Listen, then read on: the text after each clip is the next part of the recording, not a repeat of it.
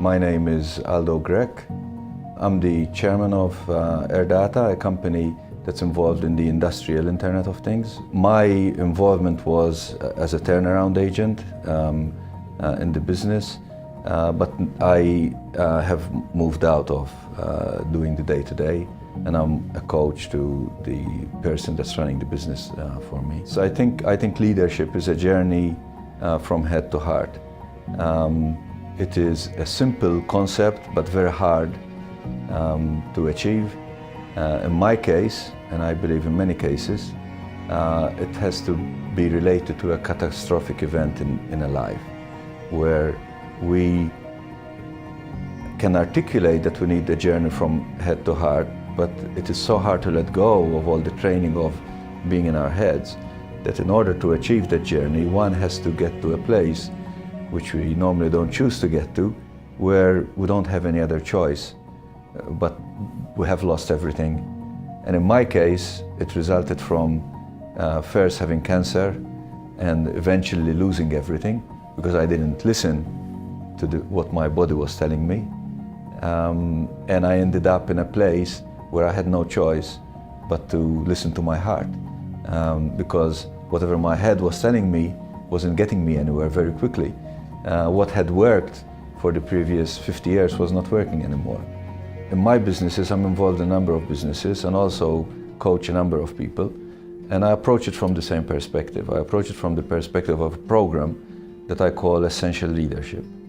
It's essential leadership because it's essential that it comes from our essence.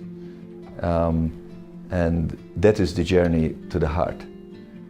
And again, it's a simple concept, but very difficult to achieve because academically we have learned to work our heads in order to achieve results instead of getting our hearts involved.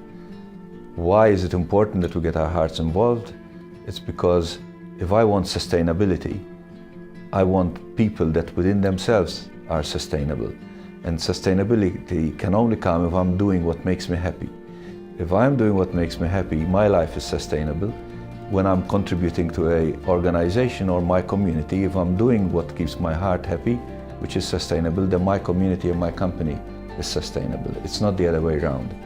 My father was a great inspiration in my life. Observing him more than hearing him, I noticed how he could find happiness in everything that he does, because he was doing things that he loved. And he seemed to only ever be able to be in that space of where he loved. And what I've learned from him is about learning to find happiness in everything that we do. And the easiest way to find happiness in the things that I do is to do what I love.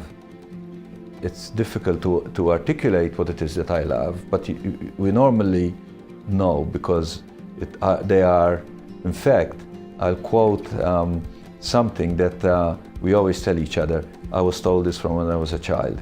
You know, you need to make sure you work hard to be successful in life.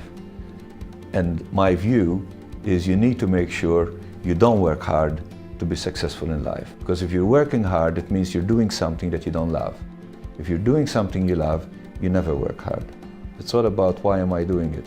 And I'm doing it because in my case, I do it because I like to give, I like to help people, I like to see people go on the journey from head to heart and be sustainable and be happy. And for them, for the others, it might be that, it might be something else. If I can capture that and write it down, I really can never go wrong.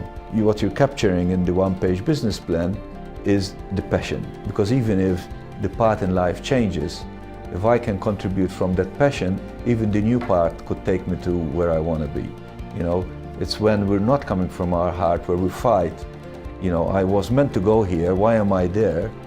Whereas if I'm coming from my heart, I can find peace and happiness in the new path as much as I can find it in the old path or in yet another third path that I never anticipated.